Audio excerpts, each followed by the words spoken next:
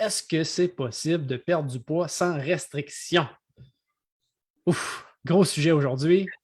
Puis on a bien des choses à dire. N'hésitez pas à commenter, interagir évidemment avec nous. Donc, Oui, premièrement, il faut savoir qu'est-ce qu'une restriction pour toi?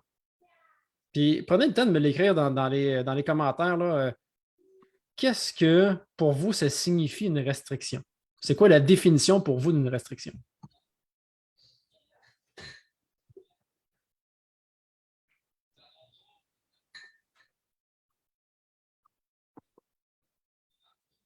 Je suis curieux de voir la définition des différentes personnes. Puis des fois, il y a des items en particulier qui vont sortir pour une personne qui ne sortiront pas pour un autre.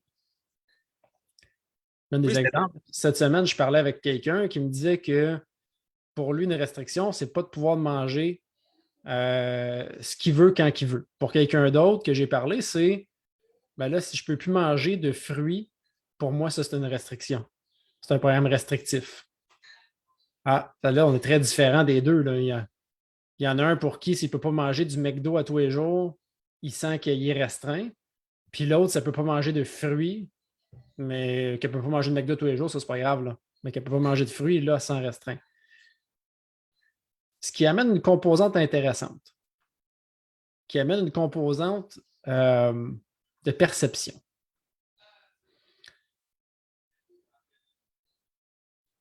C'est différent. Tu m'as mentionné aujourd'hui, justement, Alexandre, quelqu'un qui est une des choses qui était restrictive, c'était de dire que dans son café, il ne mettrait plus de sucre. Donc, ça, c'est quelque chose que, ah ben non, tant qu'à ça, ça, c'est une grosse affaire. Tant qu'à ça, je ne prendrais même pas de café. Mais on n'aime pas nécessairement le goût. Donc, c'est de trouver vraiment, il y a une question de perception là-dedans. Pour chaque personne, on va voir les choses de façon différente sur ce qui est restriction. Puis tu vois, en commentaire, je trouve ça intéressant, Catherine qui dit « se priver de ce qu'on aime manger ». Mais si on aime manger de la crème glacée, si on aime manger des gâteaux, est-ce que ça fait partie des restrictions? Parce que la grosse malbouffe, un gros gâteau triple chocolat, on le sait que ça fait partie de la malbouffe. Il y a des items, des fois, qu'on sait un petit peu moins, que ça prend des fois des connaissances, où c'est plus individuel, plus spécifique à soi. Mais il y a des gros items comme ça de malbouffe qu'on sait qu'on ne devrait pas manger. Ceci dit, évidemment, il y a une question aussi, des fois, à long terme, ne plus jamais manger de gâteaux, des gâteaux triple chocolat. C'est vrai que ça peut être restrictif pour bien des gens. À ce cas-là, est-ce que te dire j'en mange une fois par mois, est-ce que c'est encore restrictif? Ou il faut se dire une fois par semaine? Ou il faut se dire une fois par 2 jours? Il y a une question également qui n'est pas juste en termes d'aliments, mais il y a une question en termes de fréquence aussi. Très bon point. Il y a des gens qui vont se sentir restreints parce qu'ils ne peuvent pas manger un aliment à tous les jours, littéralement. Alors que d'autres, s'ils peuvent l'avoir sous une certaine fréquence dans leur alimentation, ils vont être satisfaits. Donc, encore une fois, il y a une question de perception, puis une question d'identité par rapport à ça. Puis, une des façons que je peux le démontrer, c'est un peu par rapport à moi-même. Je ne sais pas, ça fait combien d'années je peux rentrer dans un McDo. Ça ne m'interpelle pas du tout. J'ai pas le goût d'aller là. Pas nécessairement que ça goûte dégueulasse. Là. Je me souviens plus ou moins du goût, bien honnêtement. Là. Ça fait au-dessus de 10 ans que je ne suis pas allé au McDonald's. Fait que je plus vraiment de souvenirs de ça, mais c'est ça. Ça ne m'interpelle pas, c'est pas dans mes valeurs. Puis pourtant, il y a d'autres items de malbouffe que j'aime. C'est pas parce que c'est pas uniquement le point que c'est de la malbouffe puis que c'est pas bon pour moi puis c'est contre mes valeurs. Il y a quelque chose d'autre, quelque chose qui fait que ça ne m'interpelle pas. Puis j'ai aucun problème à dire non, à aller là. Même si c'est le seul resto d'ouvert cette journée-là, puis j'ai rien mangé. Je vais préférer jeûner qu'aller là, littéralement. Puis c'est déjà arrivé.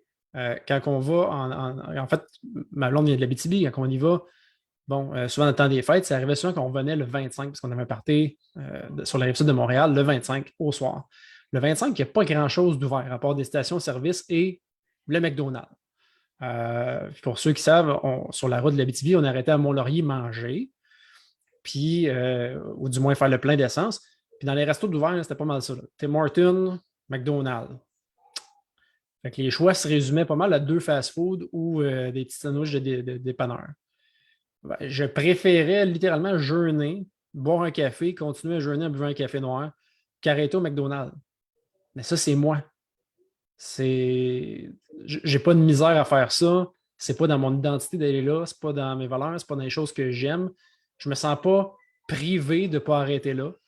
Je me sens pas privé même de ne pas manger plutôt que manger ça. Donc, c'est une question de perception. Est-ce que quelqu'un d'autre serait peut-être en train de crever de faim, puis que lui, c'est comme non, c'est là qu'on va, puis sinon je me sens privé, tu sais. Ou il y a des gens qui vont juste passer devant en allant au travail, puis oups, ça les interpelle, il faut qu'ils arrêtent là. Ils ont un trigger. Donc, c'est vraiment une grosse question de perception puis d'identité à quoi qu'on se raccroche. Puis c'est comme je dis, c'est pas nécessairement en lien avec des goûts non plus. Ça peut l'être, mais pas nécessairement. C'est pas que je trouve ça dégueulasse, le McDo, c'est juste, ça m'interpelle pas. Donc, vu que ça m'interpelle pas, je me sens pas restreint de pas en manger. Par contre, tu me dirais, je sais pas, tu manges plus jamais de crème glacée de ta vie, peut-être que je me sentirais restreint à ce moment-là. J'aime bien ça une fois de temps en temps. Et à tout ça aussi, il y a une question, là, on parle, ceux qui nous suivent depuis un moment le savent, on a une approche qui est très globale, avec les 8 habitudes magiques qu'il faut mettre en pratique. Et bien sûr, on le parle, quand on parle, hein, c'est-tu restrictif? On a tendance à penser aussi au niveau de l'alimentation. Mais est-ce que je travaille trop? Je suis trop dans mon travail toujours sur go, go, go, puis dans le stress. Est-ce que pour perdre du poids, diminuer le stress peut être une solution efficace? Définitivement. Mais est-ce que c'est restrictif pour toi de dire, il va falloir que tu prennes un moment pour peser sur la pédale de frein un petit peu? Ça aussi, ça peut faire partie des choses. Est-ce que l'activité physique, hein, si tu fais 5, 6, 7 entraînements intenses, tu vas au CrossFit où tu fais de la course, puis parmi un rythme de vie qui est rapide, tu t'en vas au travail, tu reviens à la maison, tu as les enfants à s'occuper, ils ont des activités, toi, tu essaies d'avoir du temps pour toi. Est-ce que ça peut être pertinent de prendre de restreindre, de diminuer ton activité physique? Est-ce que c'est quelque chose de restrictif? Si toi, t'aimes ça, profiter des soirées, écouter des films, puis tu te couches trop tard à cause de ça. Là, t'aimes profiter de tes soirées à écouter des films. Mais là, plan de match, on veut se sentir bien, on veut focuser sur notre santé. Et dans le plan de match, on aimerait ça se coucher plus tôt. Est-ce que c'est restrictif de dire qu'il faut que tu te couches plus tôt et que tu ne pourras plus écouter des films puis te coucher à 11h30, minuit, 1h en écoutant des films? Ou est-ce que tu vas avoir plus de quantité de sommeil, puis là, sans parler de la qualité du sommeil, mais tu vas avoir plus de sommeil. Donc, qu'est-ce qui est restrictif de façon globale? Puis est-ce que c'est réellement restrictif? Est-ce que c'est une perception? Parce que oui, ça existe des plans de match juste trop restrictifs et non viables à long terme.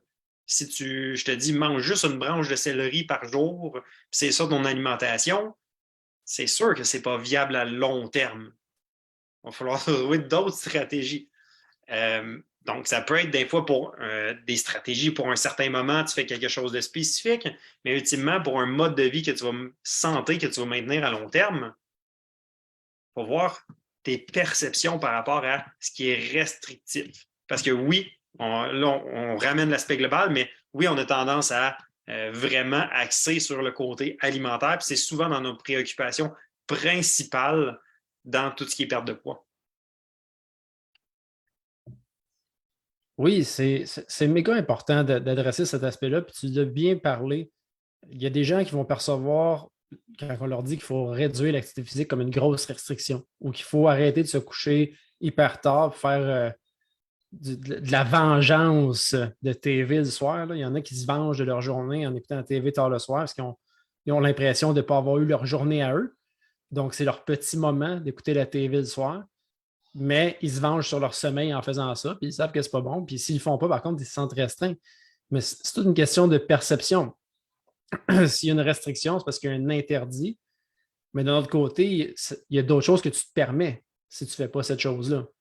Donc, c'est juste une question de perception. Si on focus sur une affaire interdite, puis encore là, interdit, c'est un blocage qu'on se met par soi-même.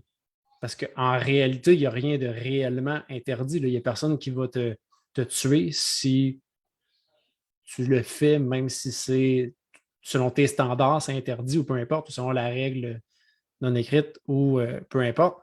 Ce n'est pas réellement une interdiction, c'est une règle que tu essaies d'appliquer, que tu aimerais faire, peut-être, comme te coucher plus tôt, mais ce n'est pas interdit de se coucher super tard. Mais on le perçoit comme une restriction parce qu'on perçoit ça comme une interdiction. Tout simplement, on focus sur l'aspect négatif. Alors que, par exemple, si je me permets de me coucher plus tôt et de ne pas écouter la télévision jusqu'à minuit, ben, ce que je me permets aussi, c'est de me réveiller avec de l'énergie. Je me permets d'avoir plus de temps de qualité le lendemain de journée où j'ai moins de dents d'énergie, donc je peux accomplir plus dans ma journée suivante. Je me permets d'être plus efficace, d'avoir des relations plus profondes, des meilleures connexions avec les gens parce que j'ai eu un meilleur sommeil.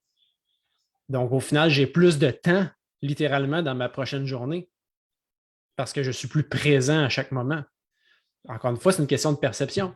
Si je fais juste focusser sur le 3 heures que je perds de télévision à chaque soir parce que j'ai travaillé toute la journée, je me suis occupé des enfants, puis là, il reste juste à couper dans mon sommeil pour écouter la TV si je veux avoir un moment pour moi, ben, c'est sûr qu'on voit ça comme une restriction et non pas comme quelque chose qui peut apporter quelque chose qui peut être bénéfique ou qui peut te permettre de croître ou d'être heureux. Donc, c'est une question de changer son regard puis trouver l'envers de la médaille à cette chose-là aussi. Donc, c'est possible de ne pas le vivre comme une restriction. Et c'est là la différence. Pour une personne, ça va être une restriction parce qu'il le vit comme ça. Pour une autre, ça ne le sera pas parce qu'il le vit différemment, parce que leurs perceptions sont différentes. Il y en a un qui est axé sur ce qu'il perd, puis l'autre qui est axé sur ce qu'il gagne. Et c'est là la différence. Puis comme on disait tantôt, il y a une question de fréquence aussi. Le faire une fois dans ta semaine, est-ce que ça peut combler ce besoin-là? Ou faut que tu le fasses à tous les soirs? Même chose avec l'alimentation. Est-ce que avoir un repas permissif, parce que en passant, j'aime pas beaucoup les mots, puis vous savez, parle bien, c'est une de nos 8 habitudes magiques. Là. J'aime pas beaucoup le mot repas triche. Parce que tricher, c'est très négatif, c'est très péjoratif. Ça veut dire qu'on fait quelque chose de sournois par rapport à soi-même, qu'on se triche à soi-même. C'est pas ça qu'on veut quand que tu te permets un repas avec des aliments moins sains, par exemple. Si tu te permets en toute conscience de cause ces aliments-là, parce que tu as le goût de les manger, c'est correct. Profites-en, fais-le sans culpabilité. La triche implique la culpabilité toujours. Il n'y a pas un tricheur dans la vie qui n'a pas un peu de culpabilité. Là. Donc, changer ces mots, ça change aussi cette perception. Donc, avoir un repas permissif de temps en temps, ça peut faire en sorte pour beaucoup de gens de ne pas sentir de restrictions, de planifier des repas permissifs au fur et à mesure. C'est une stratégie qui peut permettre de ne pas filer de restrictions, d'avoir puis de respecter un certain standard. Tu sais, le fameux 80-20, la règle du 80-20. 80% du temps, je mange ça coche super bien. 20% du temps, je me laisse aller. Puis en faisant ça, tu devrais avoir de bons résultats. Ce qui est très difficile à quantifier avec la règle du 80-20, c'est pas uniquement basé sur la qualité, par exemple. C'est parce que là, on peut se dire, OK, 80% du temps, je mange des vrais aliments. Fait que si ça court au nage-vol, je peux le cueillir. Des fruits, des légumes, des viandes, des lunettes, tout ça, bon, cool. Puis 20% du temps, je mange ce que ça me tente d'autres qui ne fitent pas là-dedans. Que ce soit de l'alcool, du gâteau, de la malbouffe, des chips, whatever. Sauf qu'il y a aussi une question de quantité. Si je mange 5000 calories, je dépasse mon 20% de permission aussi. Là. Je n'aurai pas de résultat quand même. Donc, c'est là que ça devient difficile de réellement le quantifier. Mais les gens qui sont capables de se permettre 1, 2 repas permissifs par semaine sans trop d'abus là-dedans, généralement, vont être autour de ça. Un 80-20. Puis vont réussir à avoir des bons résultats. Puis, bons résultats, justement, tu amènes ce point-là. C'est quoi des bons résultats? Parce que souvent, on a tendance à axer justement sur la perte de poids, puis le focus est réellement, des fois, trop ciblé sur je veux perdre du poids. Mais à quel prix est-ce que tu perds du poids? Est-ce que tu perds du poids, tu focuses sur hey, je veux descendre mon poids sur la balance, puis tu vas tout mettre les moyens? Oui, ça se peut que tu brûles du gras, mais souvent, on voit que les gens, oui, brûlent du gras, mais brûlent aussi leur métabolisme. Il y a trop de stress, trop de restrictions ou restrictions perçues. Donc, est-ce que c'est possible réellement de perdre du poids sans restriction, entre guillemets? Donc, tout dépendant de ta perception là-dedans. Définitivement, si tu manges de la pizza, puis tu manges 6 pointes de pizza dans tes repas, probablement juste que de passer de 6 pointes de pizza à 3 ou 4 pointes de pizza dans tes repas, si c'est tous les repas, ben oui, tu devrais probablement perdre du poids. Est-ce que ça fait, par exemple, que tu as plus d'énergie, que tu te retrouves en tant que personne là-dedans? Est-ce que tu as envie de continuer tes journées? Est-ce que ça améliore ton sommeil? Est-ce que tu te sens bien dans ton corps? Parce que oui, de perdre du poids, ça peut avoir une incidence. Souvent, il y a une estime de soi puis une confiance en soi qui ressort de ça. Mais ça, c'est souvent quand on se sent bien physiquement et mentalement avec la perte de poids. Parce que c'est possible d'être plus mince, mais ne pas avoir d'énergie et être fatigué tout le temps. Donc, est-ce que c'est possible de perdre du poids sans restriction? Encore là, entre guillemets, définitivement. Mais si ton but, c'est d'être à ton plein potentiel, puis de pouvoir rayonner d'énergie, puis rayonner envers les autres, rayonner de santé, que ça transparaisse, ça va peut-être avoir besoin d'un petit peu plus que je me permets, puis c'est pas grave, je maintiens mon poids. Il faut vraiment faire la distinction, puis vraiment établir tes objectifs de façon claire sur qu'est-ce que tu veux aller chercher dans tout ça. Ultimement, une question que j'aime fréquemment poser. Si je claque des doigts, tu es rendu avec la meilleure santé du monde. Mais tout ce que tu peux faire, c'est être assis sur ton sofa. Est-ce que ça te tente? Tu as perdu du poids, même tu es en santé, tout ce que tu peux faire, c'est rester assis sur ton sofa. Pas très tentant. Il y a quelque chose de plus qu'il faut que tu ailles chercher. Si je te dis, même chose, je claque des doigts, tu arrives à ton poids, mais tu ne te sens pas bien, tu es fatigué, tu te sens le ventre gonflé. Est-ce que tu as le goût de faire ça? Donc, c'est important d'établir tes objectifs de façon claire. Puis, la perte de poids n'est pas un mauvais objectif. Il faut juste qu'il soit accompagné d'un contexte autour de ça, d'avoir une raison pourquoi tu veux faire ça. Puis de faire un plan de match qui est conséquent, qui est en harmonie avec tout ça aussi. C'est un bon point parce que si je regarde, j'ai des amis, j'ai des clients, par exemple, qui font des Ironman. Ces personnes-là, quand ils commencent leur entraînement, c'est des entraînements 1 puis 2 fois par jour, soit en vélo, course ou natation. Puis leur alimentation va être monitorée de très, très près. Il n'y en aura pas d'alcool qui va rentrer pendant un bout, il n'y en aura pas de malbouffe. Ça va être très, très, très restrictif, disons, selon les standards des gens qui regardent de l'extérieur. Mais pour eux, qui ont un objectif et qui sont laser focus dessus, que c'est ça qu'ils veulent atteindre, je leur pose la question, tu te sens-tu restreint présentement? Puis la réponse est toujours non. C'est je fais ce qu'il faut je fais ce que je sais qu'il faut que je fasse pour atteindre cet objectif-là. Je veux me donner toutes les chances pour réussir à l'atteindre. Je fais le plan de match qu'il faut pour réussir à atteindre là, puis je ne me sens pas restreint en le faisant. Parce que je fais les actions nécessaires pour me rendre là. Tu prends n'importe quel athlète olympique, il ne se sent pas restreint d'aller faire ses entraînements à chaque jour. Parce que lui, son esprit, il est déjà dans les Jeux olympiques dans 3-4 ans. Il n'est pas présentement, il est focusé sur le gain qu'il va avoir plus tard. Mais nous, l'être humain, est beaucoup axé sur le gain présent. Le reward, la récompense à court terme. Le cerveau, il est fait comme ça. On veut avoir la récompense à court terme, puis on n'est vraiment pas bon à focusser sur la récompense à long terme. Puis tout ce qui est santé dans la vie, la récompense, ça vient plus tard. Tu sais, manger santé, tu ne seras pas en santé demain parce que tu as mangé de la salade aujourd'hui. Tu n'auras pas perdu 30 livres demain parce que tu as mangé de la salade aujourd'hui.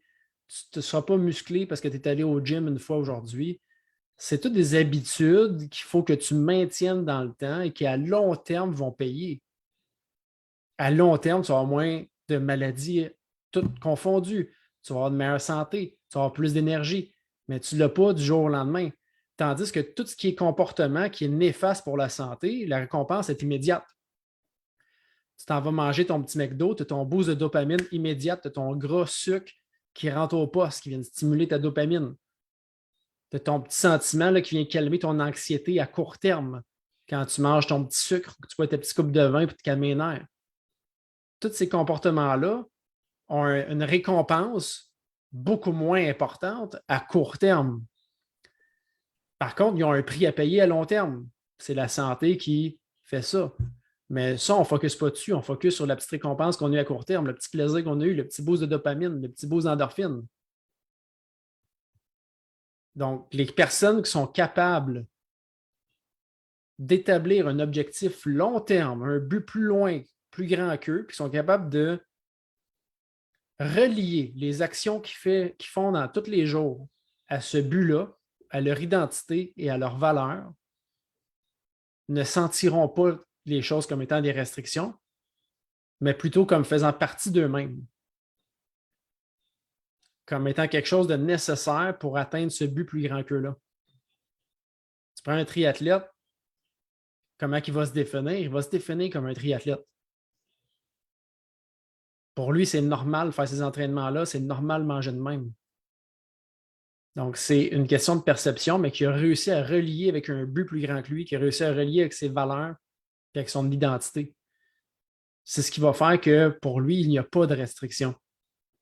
C'est pour ça que le changement identitaire est si important que ça. Parce que sinon, oui, il y a des gens qui vont avoir l'impression de vivre des restrictions 100% du temps. Tu vas leur dire là, qu'il ne faut pas que tu aies un dessert, mettons un gâteau là, à chaque repas. Puis là, ah mon Dieu, de la restriction, de la restriction, de la restriction. Mais c'est parce qu'un moment donné, s'il n'y a pas de changements qui se font, il n'y en aura pas de résultat. Si tu continues à le manger, ton Joe Louis à chaque repas, il n'y en aura pas de résultat. Donc, il faut changer cette perception-là, il faut changer l'identité. Parce que sinon, oui, le coup de volonté, tu es capable de passer peut-être une semaine, 2 semaines, 3 semaines, 6 semaines à suivre un plan que tu trouves restrictif. Mais c'est comme si tu courais dans un élastique qui tire par en arrière. Plus tu cours, plus l'élastique est tendu, plus la résistance est grande, plus tu trouves ça dur. Un moment donné, tu es arrêté, tu ne peux plus progresser, puis ça te retire plus loin en arrière. La volonté, c'est utile quand il y a une journée qui ne te tente pas. Tu demandes à n'importe quel athlète olympique, il y a des journées, ça ne leur tentait pas de s'entraîner. Cette journée-là, la volonté est utile. C'est là qu'ils se donnent le petit coup de pied aux fesses puis qu'ils vont pareil. Mais la majeure partie des jours, ils ont le goût. Donc, ça, c'est la bonne façon d'utiliser la volonté. Ou pour commencer un processus. Bon, ça ne me tente pas, je sais qu'il faut que je le fasse. OK. Mais maintenant, il faut que ça réussisse à faire le changement vers que ça devienne une identité. Que tu deviennes la personne qui aime ça faire ses choix santé-là, qui aime ça aller s'entraîner, qui aime ça méditer, qui aime ça respirer, qui aime ça. Peu importe, que tu deviennes cette personne-là, pour qui c'est facile, que tu deviennes la personne pour qui c'est facile de parler au McDo. Donc, ça, c'est faire un changement identitaire où ce que les choses ne deviennent plus des restrictions.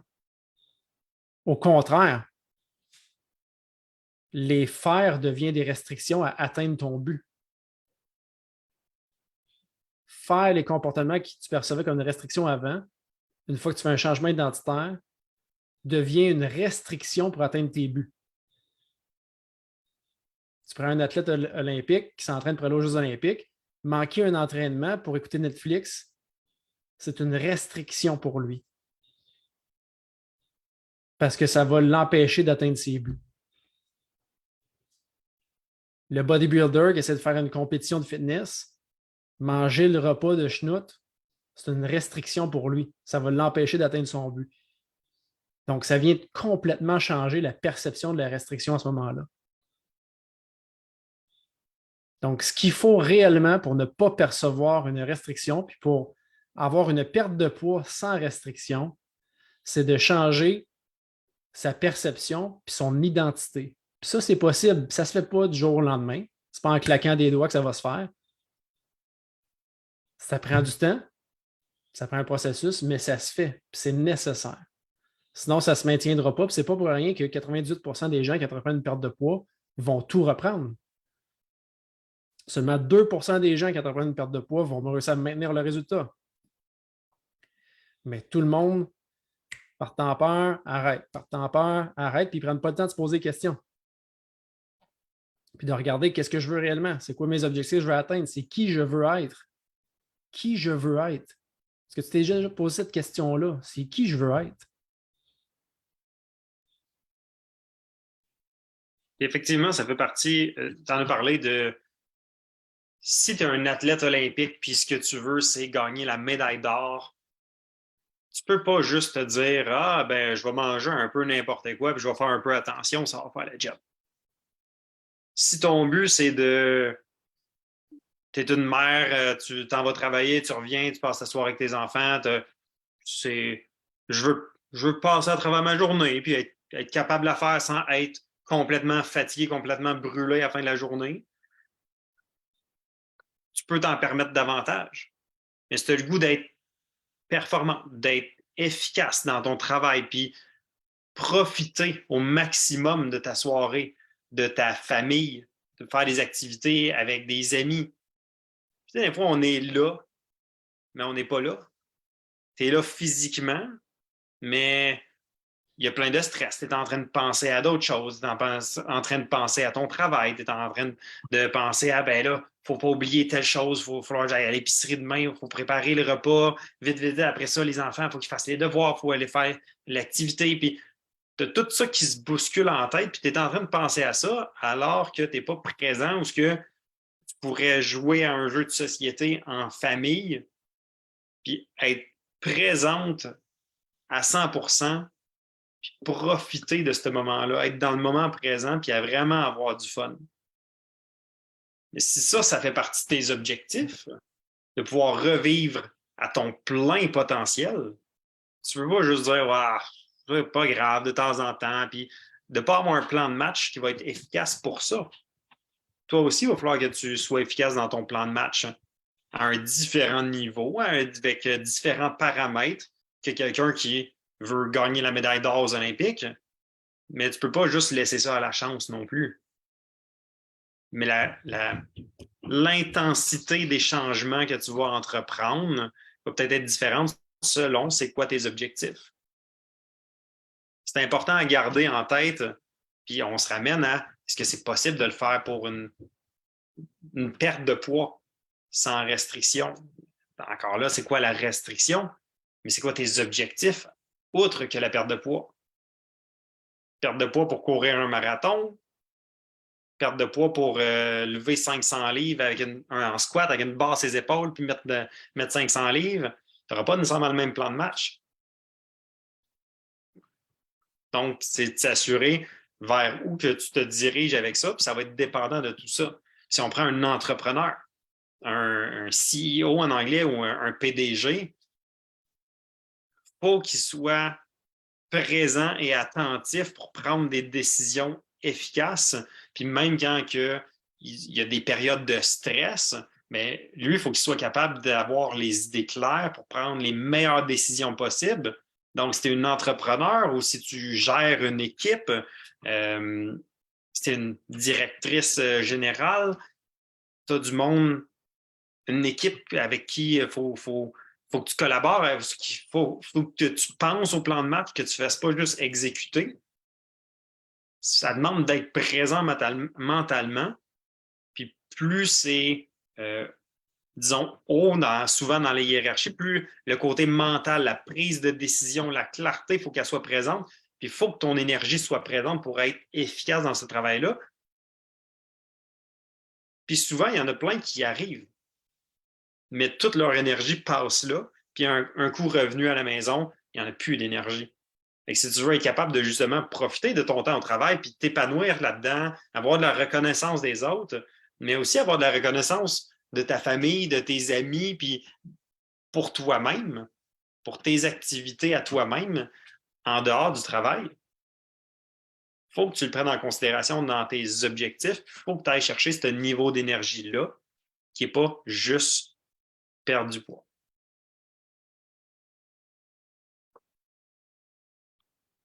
Donc, c'est pas mal ça. Si on va dans les commentaires, tu vois, il y en a un de Catherine qui disait est-ce que le. D'ailleurs, oui, laissez-nous en commentaire hein, s'il y a des choses qui ont résonné davantage avec vous, des choses qu'on a dit. C'est toujours le fun de voir s'il y a des choses que vous ressortez qui vont vraiment vous connecter avec vous.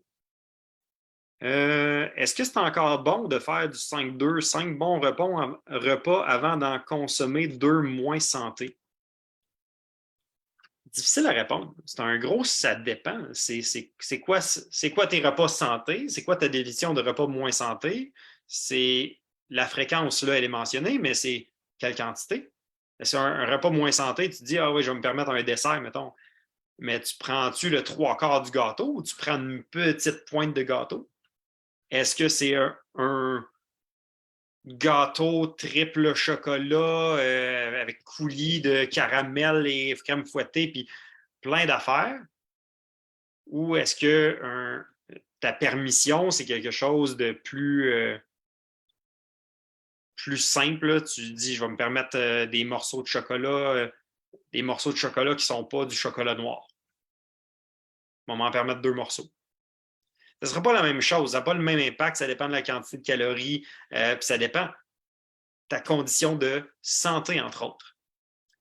Je sais que certaines clientes qui ont de l'arthrite, par exemple, ben, des fois, ils vont manger certains aliments, puis ils vont s'en ressentir 1, 2, 3, des fois jusqu'à 4 semaines après, de façon moins intense. Là, les semaines diminuent, les symptômes diminuent, mais en mangeant une chose en particulier, ils vont voir des répercussions sur des semaines. Donc, ce n'est pas nécessairement une mauvaise formule, mais ça dépend comment elle est mise en pratique. Donc, au niveau technique, comment ça se transfère, puis dans quel contexte, pour quelle personne ça se transfère. Contexte de vie, contexte de santé aussi, dans l'aspect digestif, au niveau du métabolisme. Là, on pourrait avoir une réponse qui fait du sens à ce moment-là pour dire oui, c'est une bonne formule pour toi ou non, c'est pas une bonne formule pour toi, mais d'emblée, ce n'est pas nécessairement une mauvaise formule. Exact. Ça va dépendre aussi de tes triggers. Il y a des gens qui ont plus tendance à partir, puis que s'ils commencent à manger de quoi, ils vont finir la patente. Hein, par exemple, un sac de chips, ils ne peuvent pas manger 3 chips, il faut qu'ils finissent le sac. Ça peut être une mauvaise stratégie pour eux autres de se permettre certains aliments sur une base plus régulière, parce que justement, ils vont partir en peur, puis en abuser, puis avoir des compulsions. Alors qu'il y en a d'autres qu'au contraire, j'en connais. En fait, c'est Darren Hardy, je pense, dans son livre, il parle que lui, il mange un kiss à chaque repas. C'est les petits Hershey Kiss. Là. Mais c'est pas mal sa seule permission alimentaire en général, sauf peut-être une coupe de vin de temps en temps ou un repas de temps en temps, mais sinon, il mange clean, clean, clean, sauf cette affaire-là. Ça lui permet de garder, de se sentir non restreint. Pour lui, ça se fait. C'est très individuel quand même comme réponse. Ça va varier d'une personne à l'autre, ça va varier du type de personnalité à un autre aussi, de quelle tendance qu'on va prendre. Puis, comme disait Jérémy, de l'état de santé général. Si quelqu'un part d'un état de santé, disons, que sa santé, il y a des problèmes graves, puis qu'il veut l'améliorer rapidement, ça se peut que pendant un bout, il faut qu'il soit à 100%, 0%. 100% sur son plan de match qui ne déroge pas, 0% de permission. C'est possible. Comme par exemple dans le domaine des intolérances alimentaires. Quelqu'un qui fait de l'arthrite rhumatoïde, puis que je ne sais pas, le gluten ou les produits laitiers, ça lui cause des crises inflammatoires, comme Jacqueline Lagacé qui a écrit son livre, là, Comment j'ai vaincu la douleur via l'alimentation. Ben, ça en fait partie. Elle en mangeait une fois, puis elle avait des articulations qui déformaient pendant 2 mois. Elle ne pouvait pas se permettre, là, même pas 1%, c'était 0%. Elle avait une problématique, disons, grave, qu'elle voulait améliorer rapidement. Après ça, quand ça va mieux, puis c'est moyen, peut-être que tu peux être 99%, 1%, 90%, 10%. Puis quand tu veux te maintenir, 80%, 20%, ça se fait bien. Mais évidemment, ce pas les mêmes résultats qui sont attendus d'un de l'autre. Mais il y a certaines conditions qui nécessitent d'avoir une période de temps où ce que même le 80-20 ne fonctionne pas. Ça se peut.